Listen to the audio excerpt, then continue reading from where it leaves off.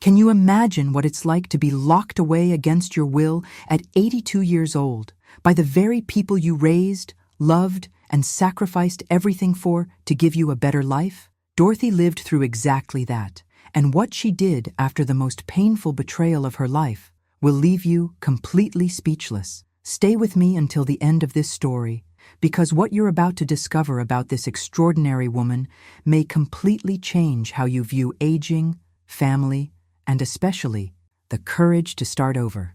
Dorothy had always been an independent woman, one of those who solve everything on their own, who doesn't ask for help even when they should, you know?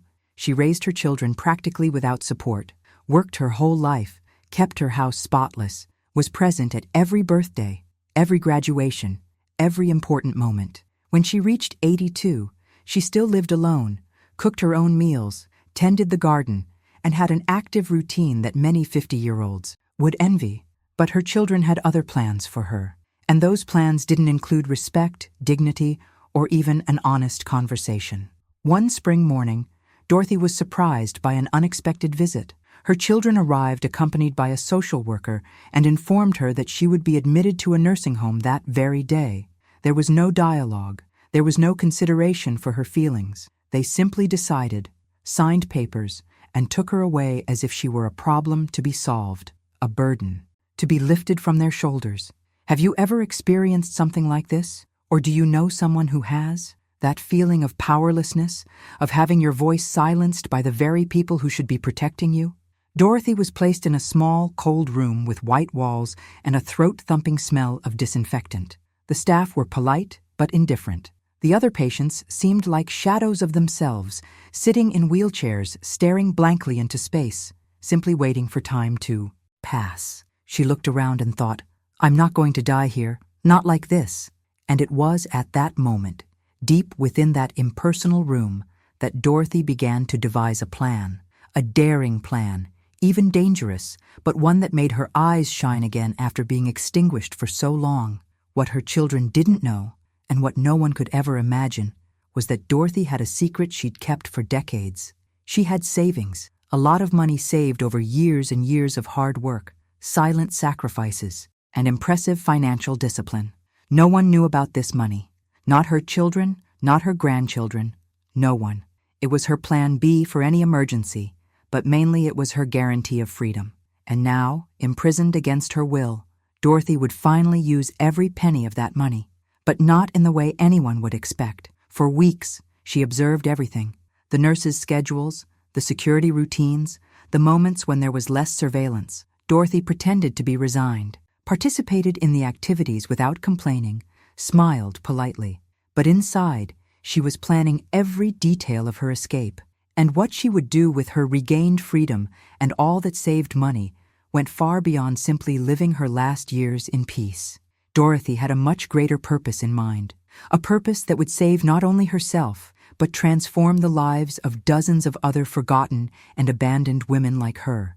What you are about to discover may completely surprise you. Before I tell you exactly how Dorothy managed to escape and what she did with all that money, I need to ask you something.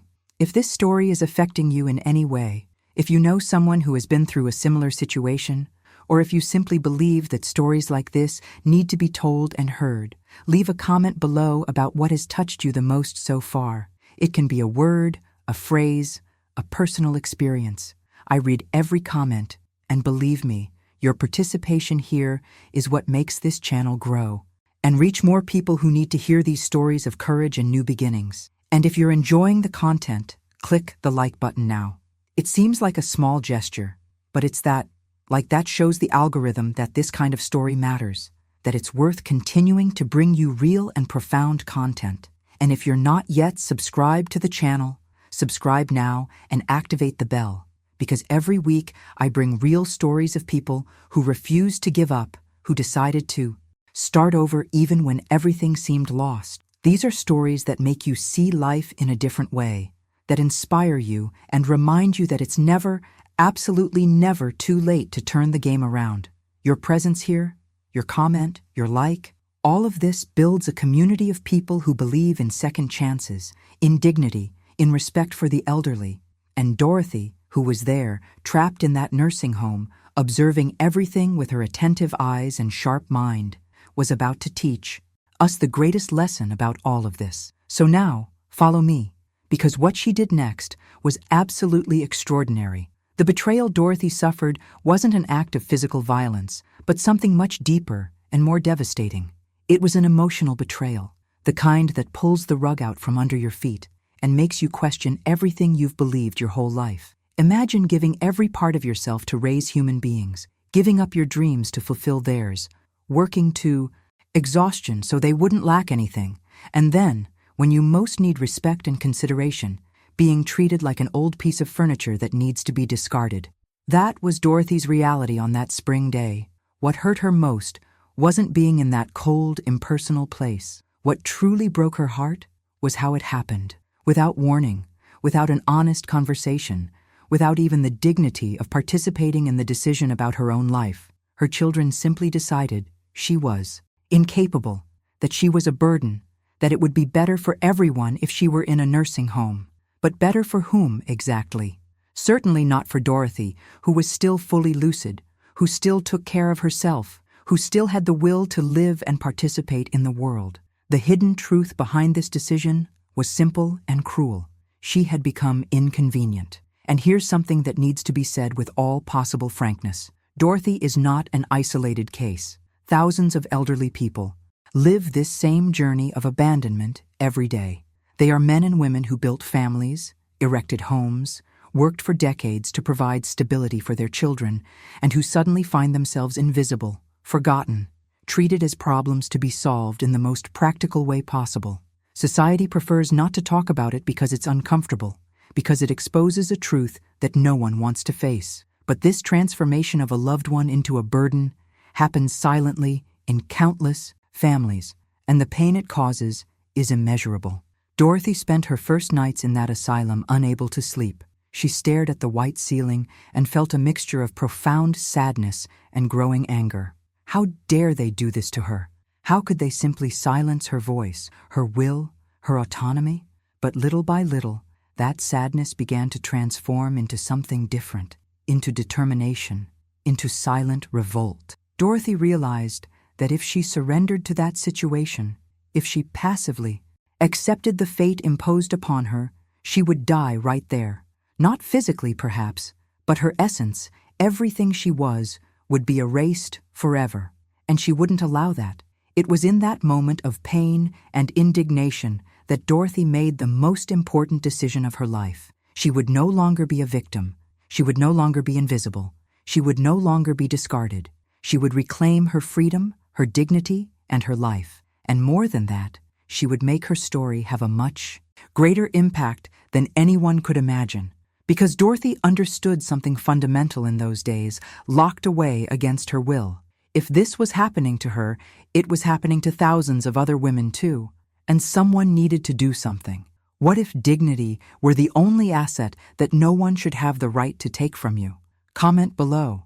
What is the most important thing you would fight to preserve at any stage of life? But how exactly does an 82-year-old woman manage to escape from a nursing home under 24-hour surveillance? The answer lies in the mindset Dorothy developed during those first weeks of observation. She understood something that many people underestimate. Patience is a powerful weapon, and age brings with it a capacity for strategy that youth rarely possesses. Dorothy didn't act impulsively. She acted with the precision of someone who knows she only has one chance. For 3 full weeks, Dorothy pretended to be completely adapted. She participated in recreational activities without complaining, smiled at the nurses, and took her medication without question. She became the model resident, the one who didn't cause trouble, who was resigned to her fate.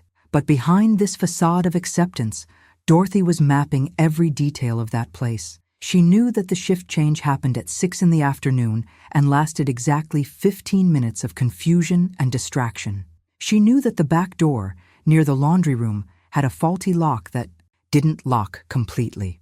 She knew that on Thursdays the driver of the supply van parked near the side exit and left the vehicle running while unloading the boxes. The most important revelation came when Dorothy realized that no one really paid attention to her. To the staff, She was just another harmless old woman among many others. This invisibility, which should have been humiliating, became her greatest ally. People look, but they don't see. They observe, but they don't perceive. And Dorothy used this truth to her advantage brilliantly. On Thursday of the 4th week, everything was ready. Dorothy had put away some ordinary clothes hidden at the back of the closet, had mentally counted and recounted each step of the journey, and above all, had cultivated an inner calm that would surprise anyone in the same situation. When the time came for the shift change, she simply walked naturally to the laundry room, put on a jacket that was hanging there, adjusted her hair, and went out the back door. Her heart was pounding, but her steps were firm and determined. The adrenaline Dorothy felt in those minutes was something she hadn't experienced in decades. It wasn't paralyzing fear. It was the pure emotion of truly being alive, of making decisions, of being in control of her own existence again.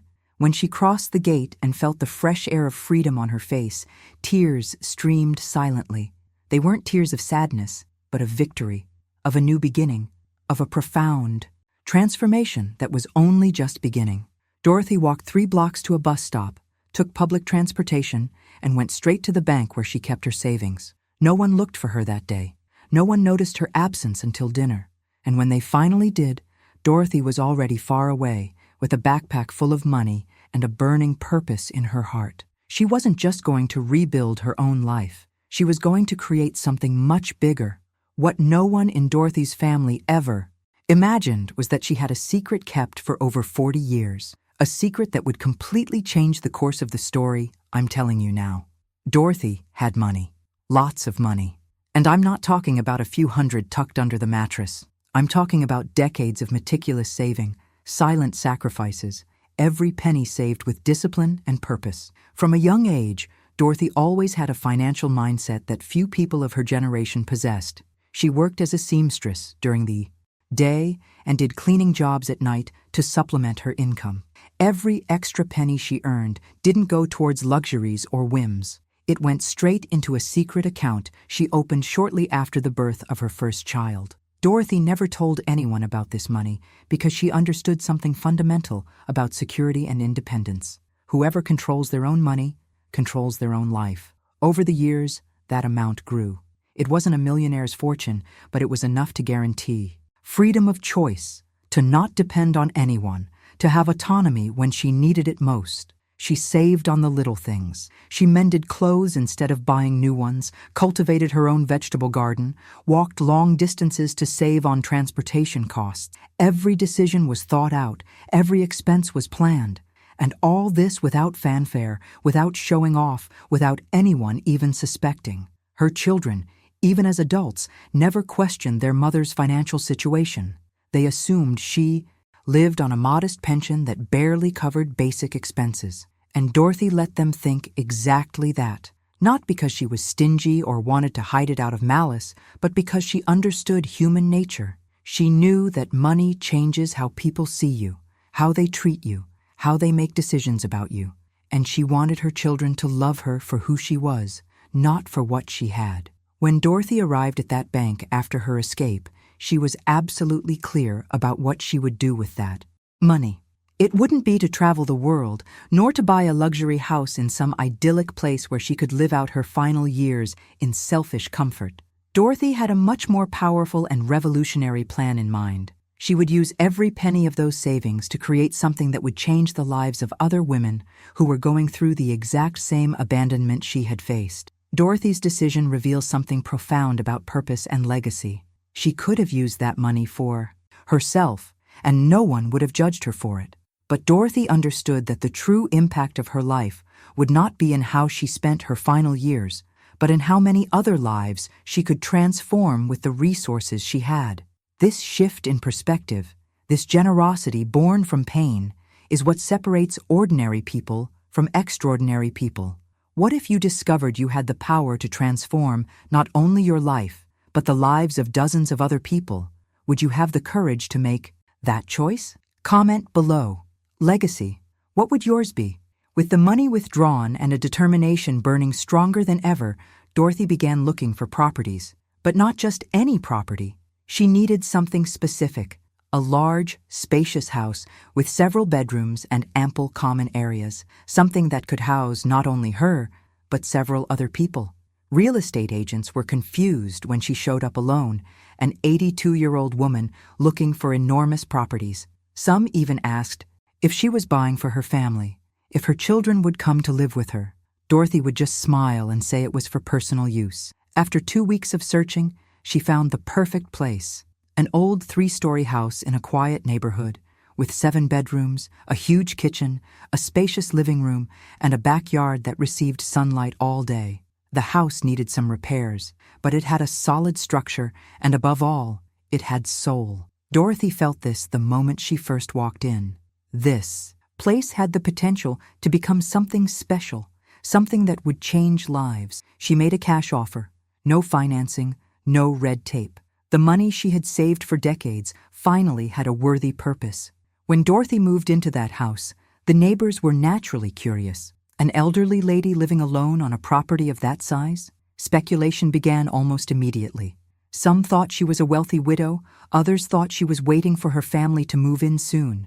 Some even imagined she would open some kind of boarding house. Dorothy greeted everyone politely, but offered no explanations. She knew that the less she said, the better. What she was about to do needed to happen discreetly, away from judgmental eyes, and above all, away from any official interference. During the first month, Dorothy worked tirelessly fixing up the house. She hired some helpers for structural repairs, but insisted on personally choosing every piece of furniture, every curtain, every detail that would transform that space into a true home. She furnished the bedrooms with comfort and privacy in mind. She organized the kitchen so that several people could cook together without disturbing each other. She created welcoming living spaces with comfortable armchairs and good lighting. Every decision had a clear purpose. That house would be a refuge, a place where forgotten and abandoned women would find not only shelter, but dignity and belonging. What Dorothy was building there was more than just a place to live. It was a silent statement against abandonment, against the invisibility imposed on the elderly by society. It was a revolution happening within 4 walls, far from the spotlight, but with a profound and real impact. She wasn't just buying a house. She was creating a resistance movement, a space where women discarded by society could meet, support each other, and above all, truly live. Dorothy's real journey began when she brought the first resident into that house. Her name was Margaret, a 76-year-old woman whom Dorothy met at a public homeless shelter. Margaret had been evicted from her apartment after the owner sold the property, and her 2 sons simply said they had no room for her. Margaret spent 3 months sleeping on park benches until she crossed paths with Dorothy one rainy afternoon. When Dorothy approached and asked if she needed help, Margaret began to cry, not from sadness, but from relief that someone finally saw her as a human being. Dorothy took Margaret home that very day. She gave her a warm bath, clean clothes, a decent meal, and most importantly, a room of her own, with a comfortable bed and curtains she could choose herself. Margaret couldn't believe it. After months of being treated as invisible, as a walking problem, she finally had a place where she was welcome. And it was there, seeing Margaret's eyes light up again, that Dorothy had absolute confirmation that she was on the right track. From that moment on, Dorothy began actively searching for other women in the same situation. She visited shelters, spoke discreetly with social workers, and observed parks and community centers where lonely elderly women often spent their time. Each woman she met had a devastating story of abandonment. There was 81-year-old Ruth, whose children placed her in a cheap nursing home and never returned to visit her. There was 79-year-old Alice, who was evicted from her home by her daughter-in-law after her son died. There was Beatrice, Clara, Helen. Each of them carried the same pain, the feeling of having become disposable in the eyes of the people who should have loved them. Dorothy didn't ask intrusive questions, didn't judge, didn't demand anything in return. She simply offered a safe place, a warm room, food on the table, and above all, respect. The shelter she was creating was completely clandestine, without official records, without social services involvement, without bureaucratic paperwork. She knew that if she formalized it, there would be inspections, rules, limitations, and above all, there would be people wanting to control, to decide who deserved to be there and who didn't. She wouldn't allow that. That space would be governed only by compassion and genuine need. Gradually, the house began to fill with life. It wasn't a cold institution like the nursing homes they all knew. It was a real home, where each woman had a voice, a place, and importance. They weren't patients or residents. They were inhabitants. They were family. And together, these women whom society had discarded began to create something extraordinary, a community based on solidarity, mutual respect, and above all, a collective refusal to simply disappear. What happened inside that house in the following months completely defies the sad and defeatist narrative that society imposes on the elderly. Those women weren't just surviving, passively waiting for the days to pass. They were truly living, intensely, purposefully, joyfully. The routine they created together was a true, silent conspiracy against everything that had been tried to do to them. Erase them, silence them, make them invisible. Every morning, the house awoke to the smell of fresh coffee that Margaret prepared. She had been a baker in her youth and had returned to making homemade bread that came out of the oven warm and fragrant. Ruth, who had been a music teacher, took her old violin out of its case and played soft melodies. While the others had breakfast, Alice, the most energetic of the group despite being 79 years old, organized the day's to-do list, but always collaboratively, never imposing her will. Each contributed what she could, what she knew how to do best. The kitchen became the heart of the home. It was there that they spent hours chatting, exchanging old recipes, laughing at stories from the past. Beatrice taught the others how to make her grandmother's tomato sauce. Helen shared spice secrets. She learned decades ago. Clara demonstrated canning techniques that no one else used anymore. Cooking together wasn't just about food. It was about connection, about feeling useful, about passing on knowledge that was being lost. It was about creating new memories when the world told them they should only live on old ones. The afternoons were reserved for each girl's personal projects. Dorothy set up a small library in the living room where everyone could read in peace. Some did crafts, others tended to the garden, which was becoming increasingly beautiful and productive. They planted tomatoes, herbs, and flowers that attracted butterflies. The garden became a symbol of everything they were building, something alive, growing, full of color and possibilities. Nothing there resembled the gray apathy of nursing homes or the desperate loneliness of the streets. And the nights? The nights were magical. They always had dinner together around a large table that Dorothy had bought, especially to accommodate them all. They talked for hours, sometimes played cards, sometimes just sat in comfortable silence watching an old movie. On weekends, they organized small themed parties. One week it was Italian night with music and typical food. Another was a poetry recital where each one recited something she loved. They celebrated birthdays with homemade cake and simple but affectionate gifts. What these women created was a chosen family, a genuine support network where no one was a burden, where everyone was important. And this transformation of abandoned women into a vibrant and lively community is living proof that aging is not synonymous with giving up. It's just another phase of life that can be as rich and meaningful as any other, as long as there is respect, dignity, and belonging. What if the true richness of life wasn't in the things we accumulate, but in the connections we create? Comment below. What moment shared with someone has marked your life forever?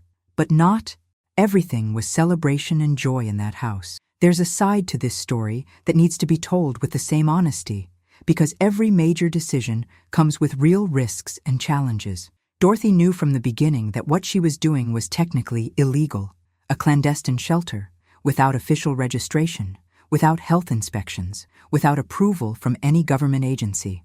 If the authorities found out, she could face lawsuits, heavy fines, even imprisonment. And all those women would be evicted, probably redistributed to overcrowded public nursing homes, or simply returned to the streets. Fear was a constant presence, especially in the first few months. Every time someone knocked on the door unexpectedly, their hearts raced. Every unfamiliar car parked on the street generated anxiety.